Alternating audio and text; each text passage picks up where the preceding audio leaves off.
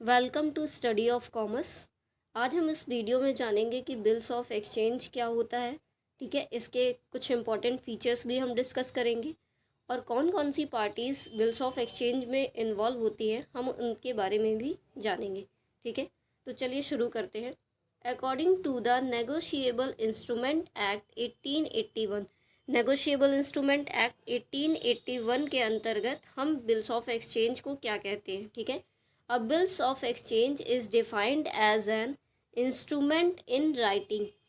Bills of exchange एक instrument होता है जो कि रिटन होता है, कंटेनिंग एन अनकंडीशनल ऑर्डर, और ये एक अनकंडीशनल ऑर्डर होता है। मींस इस बिल्स ऑफ एक्सचेंज के ऑर्डर में कोई कंडीशन नहीं होती, अनकंडीशनल होता है। ठीक है, signed by the maker, maker के द्वारा सिग्नेचर होती है इसमें, यानी कि जिसने बिल्स ऑफ एक्सचेंज इशू किया है, बनाया है, वो उसकी साइन होती है। Directing a certain person to pay a certain sum of money only to, direct किया जाता है एक सर्टेन पर्सन को कि हम इस आदमी को एक सर्टेन सम ऑफ मनी देंगे जो कि बिल्स ऑफ एक्सचेंज पर लिखी होती है। ठीक है, और to the order of certain person, एक सर्टेन पर्सन के ऑर्डर पर ही ये दिया जाता है। एक ऑर्डर होना ज़रूरी होता है बिल्स ऑफ एक्सचेंज पे, किसी रिक्वेस्ट के बेस पे बिल्स ऑफ एक्सचेंज इशू नहीं किया जाता। ठीक है, और to the bearer of the instrument. ठीक, तो बिल्स ऑफ एक्सचेंज एक रिटन इंस्ट्रूमेंट होता है जो कि एक अनकंडीशनल ऑर्डर होता है, इसमें कोई कंडीशन नहीं होती है, और ड्रॉअर के द्वारा बनाया जाता है और ड्रॉई इसको एक्सेप्ट करता है। आगे हम इसके फीचर्स जब पढ़ेंगे तो और ज़्यादा इसकी डिफिनीशन क्लियर हो जाएगी। ठीक है, चलिए अब हम बात करते हैं सब इम्पॉर्टेंट फीचर्स की बिल्स ऑफ एक्सचेंज से। ठीक है, बिल्स ऑफ एक्सचेंज के कुछ फीचर्स की बात करेंगे, इनसे आपको डिफिनीशन और क्लियर हो जाएगी बिल्स ऑफ एक्सचेंज की। तो फीचर्स आपकी मेन करेक्टरिस्टिक्स होते हैं कि एक्चुअली बिल्स ऑफ एक्सचेंज के लिए क्या क्या चीज़ें होनी चाहिए। ठीक है, a bill of exchange must be in writing. मैंने पहले भी बताया था कि आपका जो बिल ऑफ एक्सचेंज का जो इंस्ट्रूमेंट होता है वो राइटिंग में होना चाहिए। ठीक है, ओरल नहीं माना जाएगा, रिटन होना चाहिए, ये कंपलसरी है। It must contain an order to make a payment, payment करने के लिए एक ऑर्डर होना, रिटन ऑर्डर होना कंपलसरी है, कोई रिक्वेस्ट नहीं मानी जाएगी। ठीक है, एक ऑर्डर होना चाहिए रिटन, रिक्वेस्ट पे कोई वर्क नहीं किया जाएगा। The order must be unconditional, जो ऑर्डर होगा हमारा वो अनकंडीशनल होगा, मीन्स उसमें कोई कंडीशन नहीं लिखी होगी, बिना किसी कंडीशन का वो ऑर्डर होगा, जिसे हम अनकंडीशनल ऑर्डर बोलते हैं। ठीक है, the amount of bill of exchange must B definite, definite कहने का मतलब ये है कि जो अमाउंट होगा बिल ऑफ एक्सचेंज का वो फिक्स होना चाहिए, क्लियरली डिफाइन होना चाहिए कि हाँ इतना अमाउंट देना है।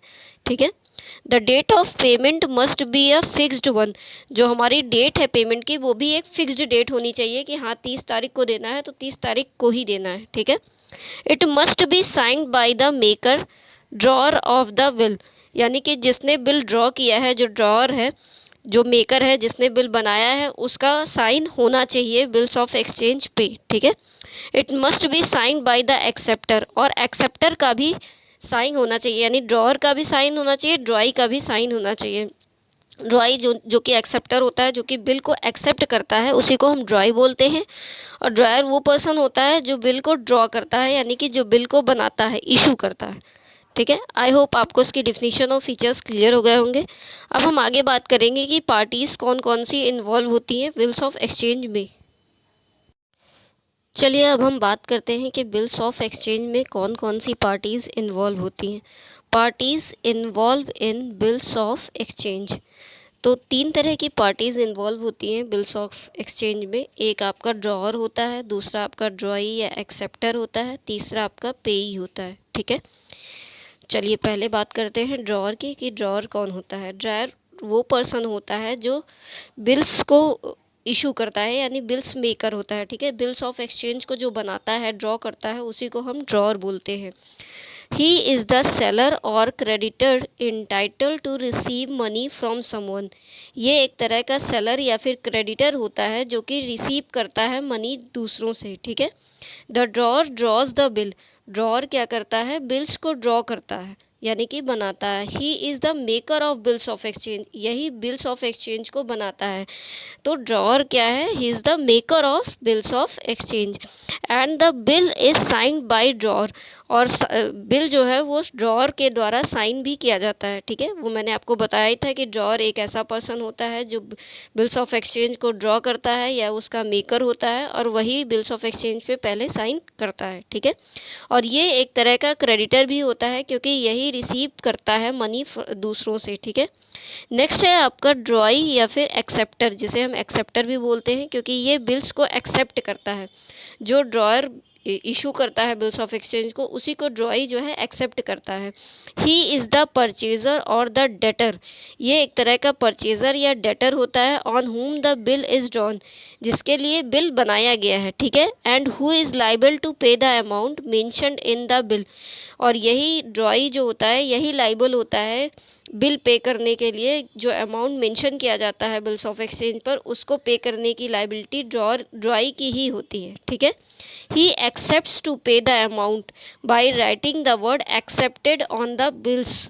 ठीक है, ये बिल ऑफ एक्सचेंज पर एक्सेप्टेड लिख करके ये शो करता है कि ये बिल को एक्सेप्ट कर रहा और ये अमाउंट पे करेगा। ठीक है, और ये भी साइन करता है बिल्स ऑफ एक्सचेंज पर।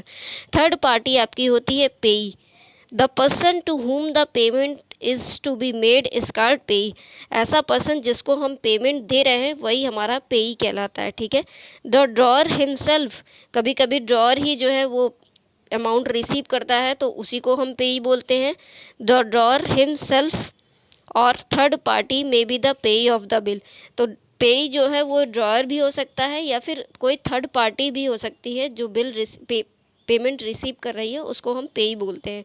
वो या तो ड्रॉअर होगा या तो फिर कोई थर्ड पार्टी होगी। ठीक है, चलिए अब हम बात करते हैं फॉर्मेट की। बिल्स ऑफ एक्सचेंज का जो फॉर्मेट बनाया गया है, ठीक है, उसकी बात करते हैं। तो बिल्स ऑफ एक्सचेंज का ये फॉर्मेट होता है, आपको दिख ही रहा होगा। सबसे पहले नेम ऑफ ड्रॉअर होता है कि कौन ड्रॉई है। ठीक है, किस दिन ड्रॉ किया गया है वो डेट लिखी होती है, अमाउंट लिखा होता है। टर्म मंथ्स आफ्टर डेट पे टू मी, ठीक है, एक फिक्स डेट लिखी होती है कि इस डेट में इतना सम ऑफ मनी पे किया जाएगा। एक फिक्स डेट होती है, फिक्स्ड अमाउंट होता है, उसी डेट में वही अमाउंट पे किया जाता है बिल्स ऑफ एक्सचेंज में। ठीक है, यहाँ पर ड्रॉई की सिग्नेचर होती है, उसका एड्रेस होता है जो कि बिल्स ऑफ एक्सचेंज रिसीव कर रहा है, जो एक्सेप्ट कर रहा है, जो लाइबल है ये अमाउंट पे करने के लिए, वही होता है ड्रॉई, उसकी यहाँ पर सिग्नेचर होती है। और यहाँ पर ड्रॉअर की सिग्नेचर होती है जो बिल्स को ड्रॉ कर रहा है, यानी कि जो बिल ऑफ एक्सचेंज बना रहा है और इशू कर रहा है। ठीक है, जो ड्रॉअर होता है वो आपका सेलर होता है, वो बिल्स ऑफ एक्सचेंज इशू करता है और वो एज अ क्रेडिटर होता है। और जो ड्रॉई होता है वो परचेज़र होता है, वो बिल्स ऑफ एक्सचेंज एक्सेप्ट करता है और उसका पेमेंट देता है, वही अमाउंट देने के लिए बिल्स ऑफ एक्सचेंज के लाइबल होता है। तो आई होप आपको बिल्स ऑफ एक्सचेंज डिटेल में क्लियर हो गया होगा। अगर आपको कोई भी डाउट हो तो आप कमेंट करके पूछ सकते हैं। ठीक है, थैंक्स फॉर वॉचिंग।